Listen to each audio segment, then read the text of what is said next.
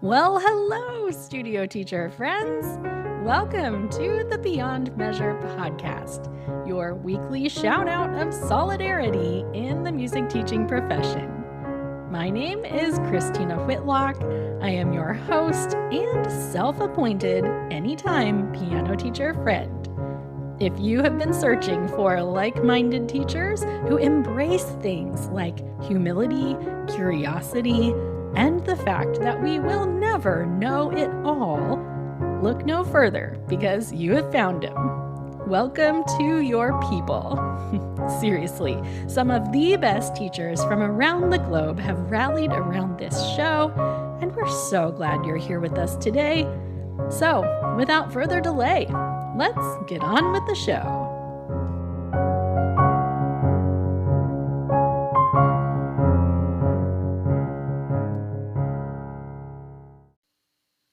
Well, today is about as practical as it gets around here, friends. We are talking about 5 of the most common oversights made by music teachers. As always, my experience is framed around piano teaching specifically, but I believe most of these ideas hold up to teachers of other instruments and voice types as well. So please feel free to share this episode with music teacher friends of all the different kinds. Now, I had originally titled this episode something about rookie teacher mistakes, but I was quickly reminded that these are traps that we can all fall into on occasion.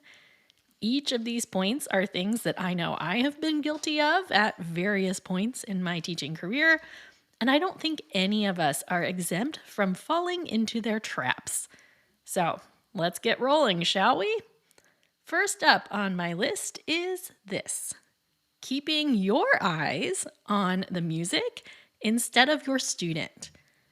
This is something I am known to harp on my pedagogy students about, but we all need the reminder. When our students are playing, where are we looking? It's easy to fall into the trap of letting our eyes follow along in the student's music, but in doing so, we are missing so much. This is especially tricky if your student is playing a piece that you don't know well, but I find that teachers struggle with this even when they're teaching familiar repertoire. As your student plays, we should be watching them. We should be looking for where they hold tension in their bodies, where they are moving in an inefficient way, how they're producing their sound, all the things, right? We should also be paying attention to their facial expressions. There is so much to be learned from watching your student's face. Like, where are their eyes? Where do they lose concentration? Where are they the most uncertain? Like 8 or 9 years ago, I had a young student who wanted to record us playing a duet for his mom. He planted my phone directly in front of him on the music rack. And I kind of laughed and I said, "Well, don't you want her to see our fingers?" And he was very adamant and he said, "Nope." So we recorded this duet, and the only thing you can see on the video is his face. But watching it back, I found it so enlightening. At first, I just thought it was cute. But the more I watched it, the more I was able to notice slight changes in his expression that clued me in to where he was the most comfortable and where he wasn't. It is so rare that we get to look straight on into our students' faces while they play the piano, right? I mean, it's next to impossible to do with piano students. Anyway, that's the first thing on my list of teacher mistakes today. Get your eyes off of the score and get them on your student. Second on my list today, not listening to music with your students. I know, every minute is precious in our lesson time, and there is so much to do. But I am here to tell you, if we are not our students' gateway into great music and great musicians, how do we expect them to find it? When was the last time you pulled up a recording of your favorite musician or your favorite piece and listened to it with your students? Just last night, I had a student working on Taylor Swift's song So Long London. Now, if you don't know it, the beginning of the song is sort of reminiscent of the Westminster chimes, and it features these pairs of broken chords. And as he was playing it, I couldn't help but fixate on how much it reminded me of Liszt's fifth etude, the one that sounds like hunting horns. So we took about 60 seconds and we listened to the first part of the Liszt piece, and my student was completely enthralled. He vowed to go home and listen to the rest, and I'm confident he did. So often, we think that students don't care about classical music, or maybe even classic rock, or whatever you're into. But the truth is, they can't get excited about what they don't know. If we are not introducing them to this music and these performers that we love, how do we expect them to form an educated opinion about them? It's like back in the day, I was teaching general music appreciation classes at a local university, and one of my favorite things was helping these naysayers fall in love with opera. When we first started studying it, everyone was rolling their eyes and grumbling about how they would never go spend their spare time listening to opera. Now, sure, it's not like I converted everyone, but I can say with great certainty that I have turned a decent number of college students into appreciators of that art form. Those students came into my class only knowing the stereotypical portrayals of a strange style of singing that they couldn't understand. Yet all it took was someone who was enthusiastic about the material and willing to spend time introducing them to things like the juicy plot lines and the beautiful sets and the costumes that make them understand why opera is so loved by so many.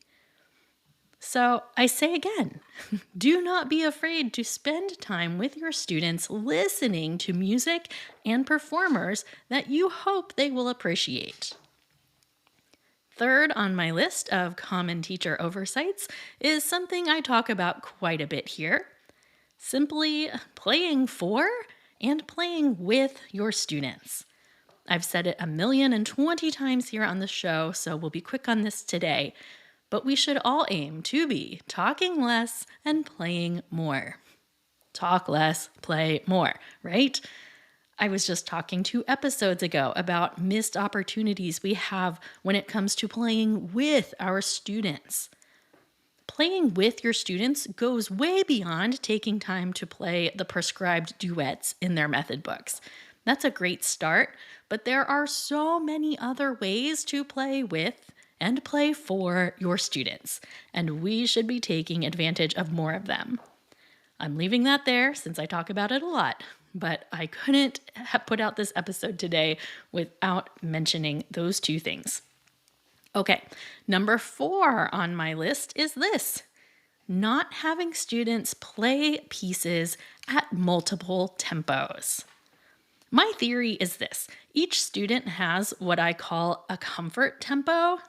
Like, some of our students play everything at lightning speed, right? Others have a tendency just to plod through their work until we urge or beg them to move the pulse forward a few notches, right? I have a lot of adult students who just like to hang somewhere right in the middle. Like, every piece tends to come back to me at one even-keeled, not too fast but not too slow tempo. The thing is, when it comes to developing our students' rhythmic language, we need them to understand the relationship between pulse and note values. We all know about those students who see 8th notes or 16th notes and just try to play them as fast as they can. But this issue actually extends far beyond those quicker note values. So much of our students' rhythmic struggle comes back to the relationships between note values and how they fit on a pulse. Now, there are many, many ways to work on this with our students, but one of the most simple is to make sure that they are routinely playing their pieces at multiple tempos for you and at home. Now, you can broach this by telling students to prepare their pieces at slow, medium, and fast tempos for you. But I find that can backfire just a bit.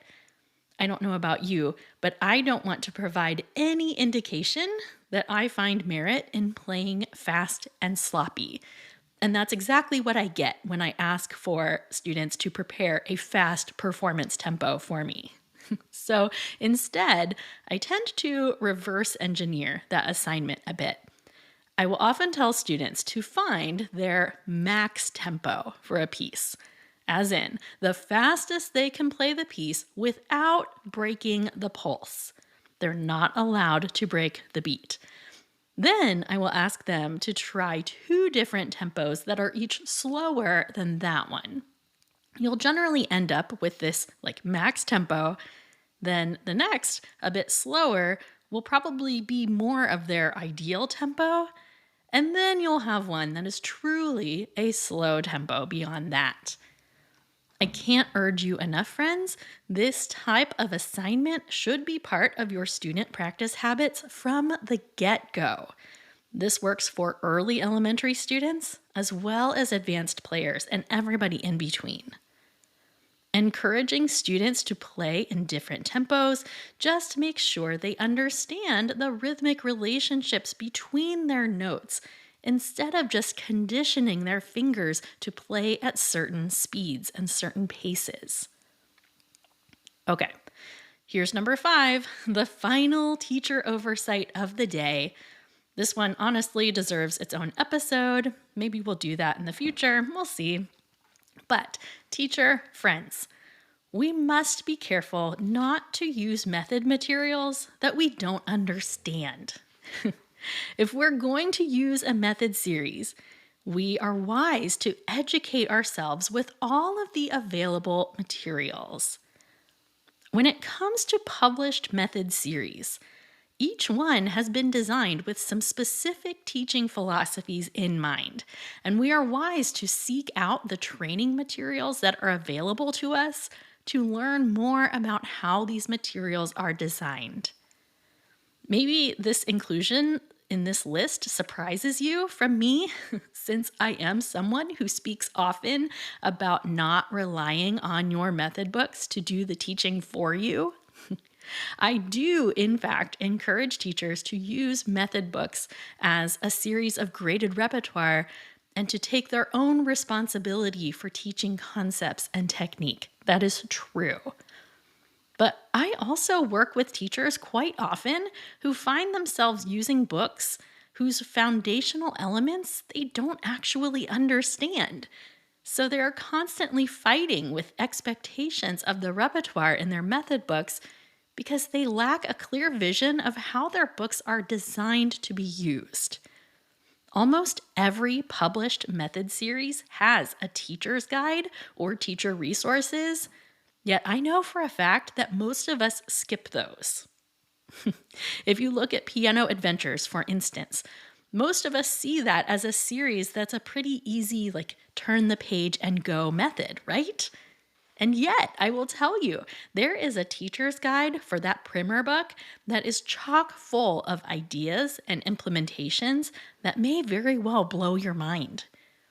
If you use the Faber primer book, I would absolutely recommend getting your hands on the teacher's guide and watching those videos. To be fair, I do not use the Faber primer because I find the Hal Leonard book one to be far superior to that book, but I do find great value in that teacher's guide. If you've ever found yourself saying, I don't like such and such method because students don't learn how to fill in the blank, I would venture to guess that you stand something to learn by checking out the teacher guides.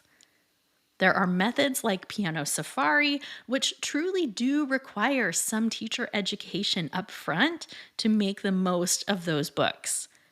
Fortunately, Catherine and Julie, the authors of that curriculum, have many generous resources available online to help learn their methodology. The same goes for keyboard games of Music Moves for Piano fame. But even methods like Celebrate Piano the music tree, Alfred, Hal Leonard, etc. They all have teacher's guides that should actually not be ignored. They may be the most overlooked resources in our entire profession, in fact. And once you read your teacher's guides for your chosen curricula, then you can check out my resource titled Making the Most of Your Chosen Method, which will help you incorporate those materials on your own terms so you don't feel like your materials are the tail wagging the proverbial dog. I'll put a link to that resource in today's show notes, and I hope you'll check it out. So, there you have it, friends, my list of 5 common teacher oversights. Just to recap, we have watching the music instead of your student. We have neglecting to listen to great music and great musicians with your students. Not playing with and for your students. Allowing students to play at only one tempo. And lastly, using a method series you don't fully understand. This is a different kind of episode for me, I'm sure you've noticed, mostly because I prefer to focus on things that we do right and not on the things that we don't. But I hope that these have served as reminders from a well-intentioned friend, and I hope that you are inspired to choose one of these and aim to implement it this week. Nicola Canton uses the acronym JDOT, which stands for Just Do One Thing, and I love that. Don't run out and try to do all of these 5 things this week, but take note of the changes that you would like to make and dole them out just one at a time over the next year or so. You have time. JDOT, just do one thing. So, while you're pondering your one thing, I am going to offer up a toast to us and this wonderful profession of ours. Studio music teacher friends from all around the world, today we vow to be strategic in the ways we wish to improve our teaching. May we focus our attention on actionable changes, and may we be kind to ourselves on the journey, knowing everything is an experiment. As long as we're trying, we're doing our job. So this is me raising my glass to you, my oh so impressive teacher friends. Hear, hear. That's what I have for you today, friends. Links to all the resources mentioned, as well as a transcript and related episodes, can be found at today's show notes. Visit christinawhitlock.com/episode 188 for all the good stuff. Until we meet again next week, friends, onward and upward indeed.